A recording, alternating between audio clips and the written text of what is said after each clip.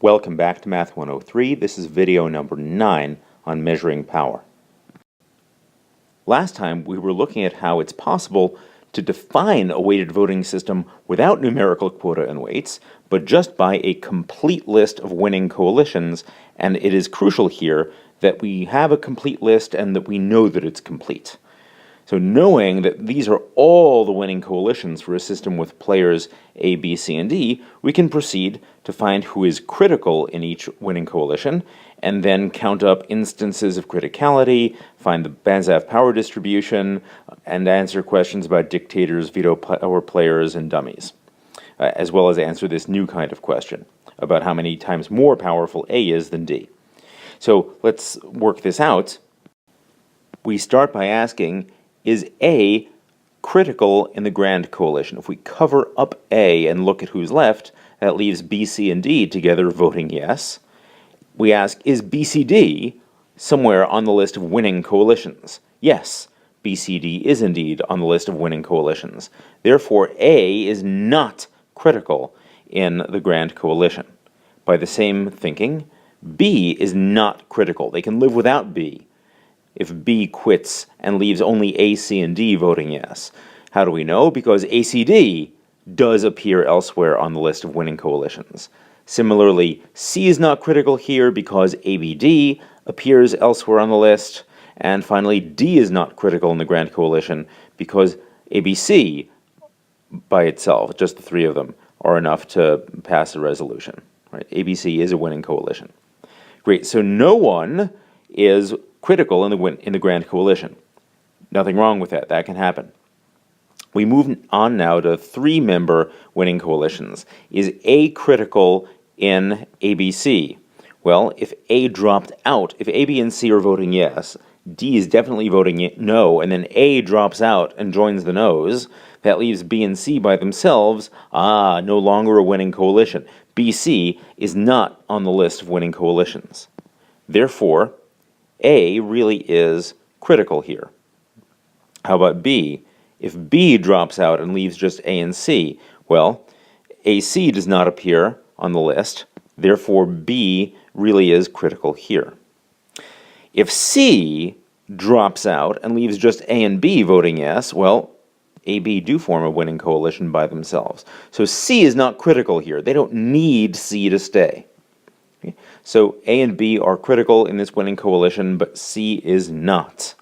By exactly the same reasoning, A is critical in ABD, B is critical in ABD, but D is not critical in ABD.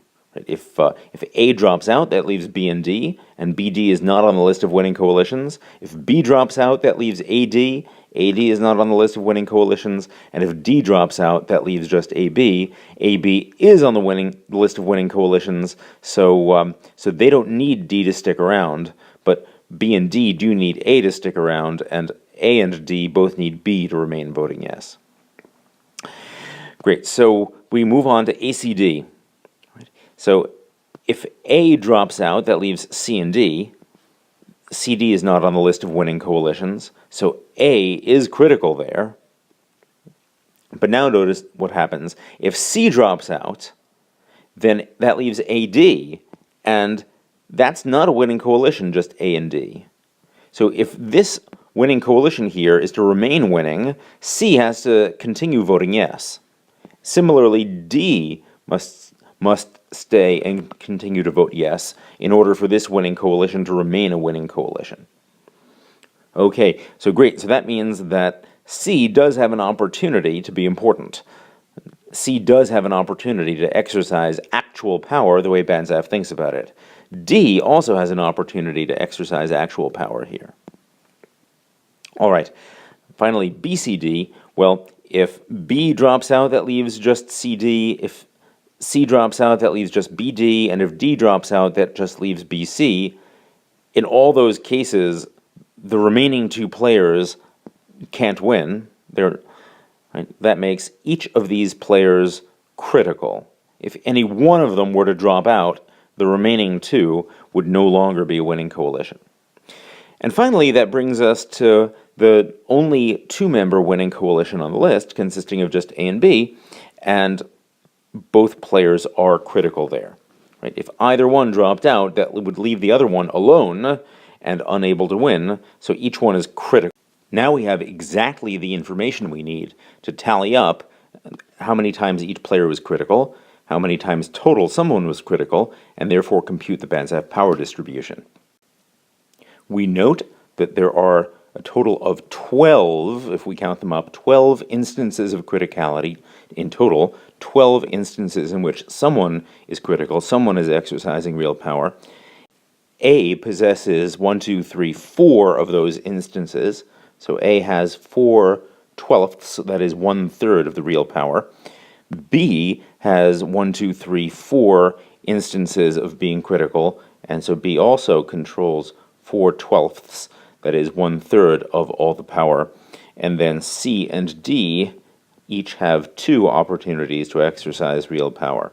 So A has 1/3, B has 1/3, C has 1/6, and D has 1/6. These fractions do indeed add up to 1, as they certainly must. So we have succeeded in computing the Banzhaf power distribution, and here's what it is. To determine whether there are any dictators, veto power players, or dummies in this example, we'll start over with a fresh copy here of the complete list of winning coalitions with critical players underlined. Let's answer the question about dictators, and notice that we can do this without even needing to have the critical players underlined already. We'll simply note that there are no winning coalitions consisting of a single player. There's no such thing as A alone in a winning coalition, or B alone in a winning coalition, or anyone else alone in a winning coalition. Therefore, we conclude that there are no dictators. Okay, we can read that off. We can always read that off from the complete list of winning coalitions. Always look at the bottom here for a single person winning coalition. Veto power players. This too can be read off from the complete list of winning coalitions by noting that there is no player who appears in every single winning coalition. Right? To have veto power means that they can't win without you. They need your yes vote to win, no matter how many of them there are. And there is no one player who appears in every single winning coalition. Notice that A does not appear here, right? So it is possible to pass a resolution, to pass a motion without A's support. B does not appear here, so it is possible to pass a motion without B's support. Okay, similarly, C does not appear here. It's possible to pass something without C. D does not appear there. So D also does not have veto power. So we can answer this question about veto power just by looking at the complete list of winning coalitions without even noting the underlines. We could also answer this question about veto power players by looking at the Grand Coalition and asking, is anyone critical in the Grand Coalition? No, no one is critical. Okay, so there are no players with veto power. Okay, no single player can prevent a motion from passing just by voting no. Great, that brings us now to dummies. Here it really is helpful to have the underlines already done, the critical players already determined, so that we can ask, is there any player who is never underlined, who is never critical in a winning coalition? Well, A is critical somewhere, B is critical somewhere, C is critical somewhere, D is critical somewhere. So every player does have an opportunity to exercise real power, and therefore there are no dummies in this example either. This is entirely possible, that there should be no dictators, also no players with veto power, and also no dummies. Our final question on this problem has to do with computing how many times more powerful A is than D, according to Banzhaf's conception of how power is measured. We've already done the hard work. We have already figured out how many times A is critical, and that turned out to be 1, 2, 3, 4. We've figured out how many times D is critical in a winning coalition, and that is only 2. Now, to answer the question how many times more power A has than D, we really have to compute the number of times A is critical divided by the number of times D is critical. And that equals 2. So A has 2 times more power than D. if that's not quite clear, the reasoning process there, why we did this particular computation, we can ask, the amount of power that D has times what equals the amount of power that A has? Well, D's number of instances of exercising power times 2 will equal A's number of times of exercising power. This brings us to one last problem type that we're going to analyze using Banzhaf's approach to measuring power. So there are weighted voting systems in which there is a verbal description given of how the system works, but no numerical quota and weights. But we have to read the verbal description carefully. So in the previous problem type, we were already given a complete list of winning coalitions. Here we're going to have to determine a complete list of winning coalitions. And once we've done that, then just as in the previous problem, we can figure out everything else. Critical players, Banzhaf power, dictators, veto power, dummies, how many times more powerful is one player than another, everything. Now here's an example, and a crucial example, because it's based on something quite important from real life. In a simplified version of the UN Security Council, there are 4 players. So think of these as 4 countries that sit on the Security Council. We'll call them W, X, Y, and Z.